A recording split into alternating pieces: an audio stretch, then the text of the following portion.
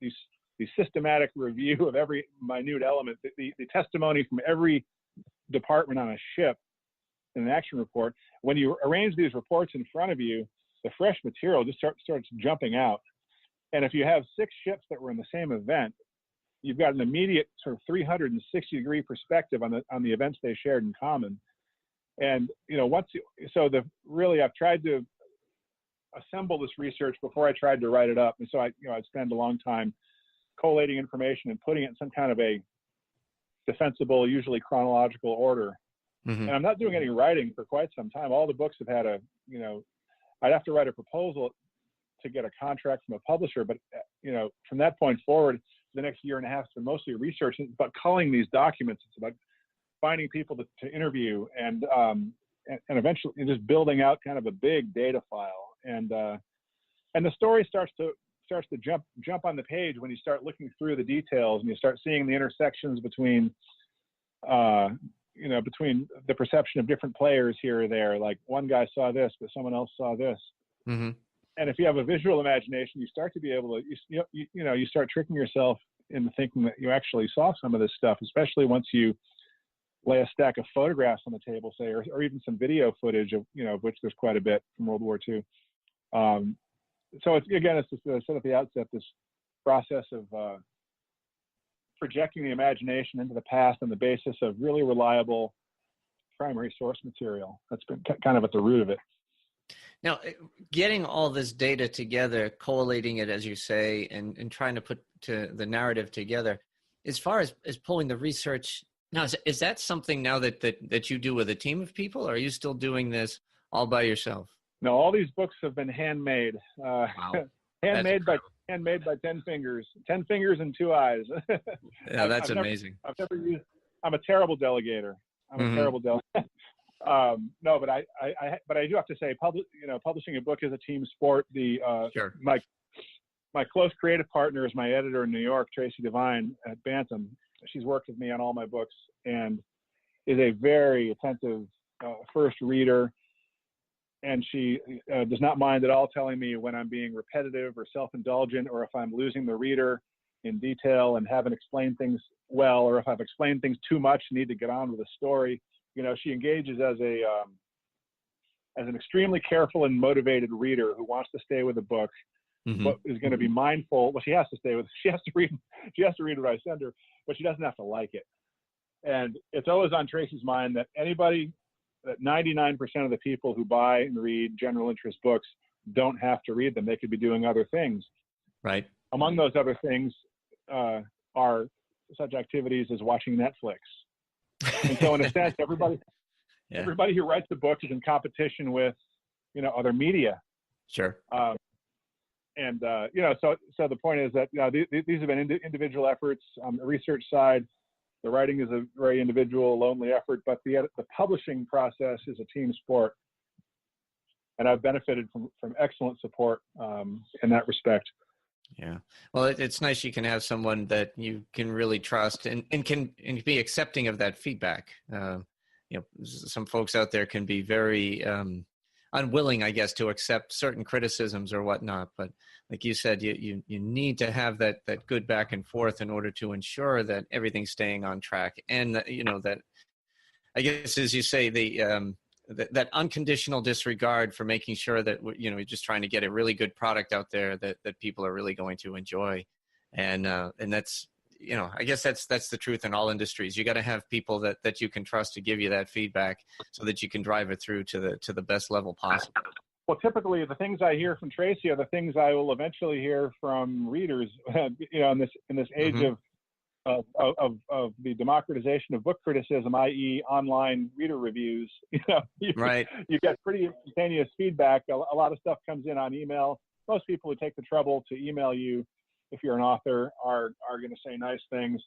But Amazon is the Wild West, Oh, it is. Yes. Yes. And so I've learned to trust my editor's opinion, because in those few instances where I've dug in my heels, I've often heard about it later. Well, that's one way of learning, I guess.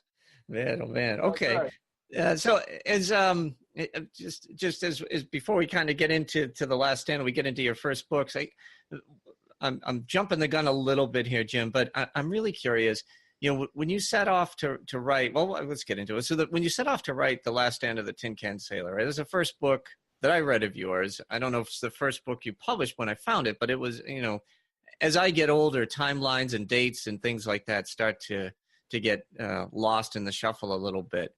But I was curious, were you thinking that this was going to be kind of a niche audience? And you said general interest, so I caught that right away. But did you think this might be a niche area? And were you surprised at just how much this book really exploded across? I mean, this was a home run. Or there's very few people I know in the military community that don't know of any that don't know, or I should say, they know of all your books. So I find very few that don't know who you are. But I'm just curious. Obviously, because of how much it sold, it must have hit a much wider audience than, I don't know. Am I leading the witness too much of this? Was this more than you expected? Well, no. Were you there? Or? Well, I'm interested to hear you put it that way. As I see it, the book was very well published, but it wasn't some kind of monster bestseller. It was sort of a slower build, and I think it built on word of mouth. It built on word of mouth because I think for anybody like you who's into our Navy's history, the Battle off Sandbar occupies alone occupies its own place really in the halls of naval gallantry. When you look at what those guys did, I had the benefit of their cooperation.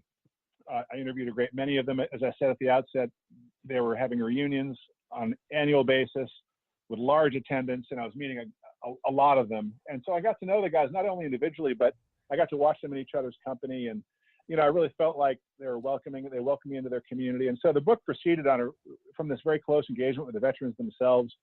And it was well published, but, it was not a bestseller until recently when the ebook got a special promotion and they popped it onto the list. Oh, is that right? But the Navy, what really happened was, the naval readers embraced it, which I never really anticipated, never having served myself. I've never spent a day in uniform. And so I wasn't necessarily expecting that the Navy would come to look at that book as sort of an emblem of all the best things they stood for. But that's sort of what's happened with it, and especially Neptune's Inferno. Those two books chronicling, Leyte Gulf and Guadalcanal have been embraced by the surface Navy community as kind of, they haven't had to do that stuff in 75 years. We haven't had to lose ships by the dozen, we haven't lost sailors by the thousand. And so when it comes to wondering, gee, what's it going to be like when we start losing ships and losing people?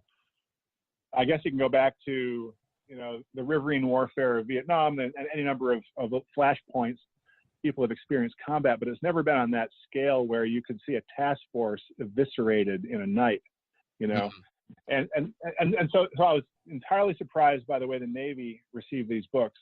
The first, when I finished the manuscript for Last Stand, the process begins of soliciting advanced publication comment from, this is how you get advanced blurbs on new books. Is authors and publishers are sending around manuscripts to other luminaries and so forth, authors, whoever. And I'll never forget the first endorsement we had was from Admiral Grosjean, who was the director of the Nimitz Museum out in Fredericksburg, Texas. He was a career submariner, 2-star. And Admiral Grosjean, gave me this rave of an endorsement of the book, and I just thought, well, it was sort of the first external word of support, and it was coming from a flag officer, which really surprised me. But so the response all along has been, I feel like the book has been supported by the Navy, kind of realizing that these World War II battles that I've tried to bring to life in these books represents the best of what they are, especially the surface Navy. Okay, naval aviation to some degree, but my books focus on the Black Shoes. Well, it's interesting you say that too, because when I put out that I was going to be talking to you and so forth, the first person I interviewed was Captain Tim Cooper, he's still active duty Navy. He was the former CO of the USS Constitution, and just a great guy. We've been going back and forth for a few years. And he just asked me or in writing back to me, he said, just would you thank him for promoting and highlighting Ernest Evans? And he said, if there was ever a person that deserved having a ship named after him, it's Ernest Evans, and bringing him back into the spotlight. And it's amazing when, you get feedback like that from, he was a career surface warfare officer, still is, that they read it and it just instantly all comes home. A hero that they've known, Medal of Honor winner, all of that stuff.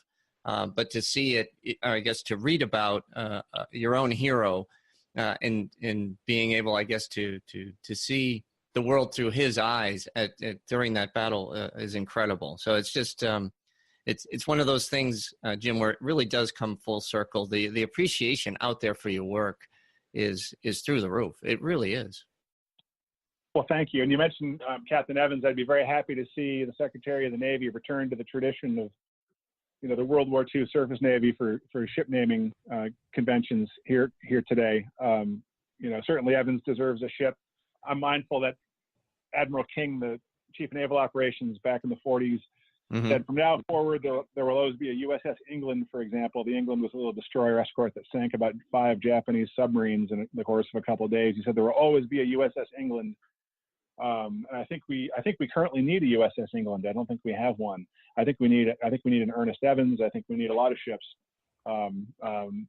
signifying the gallantry of the past. And so that I think you put your finger on a good one there.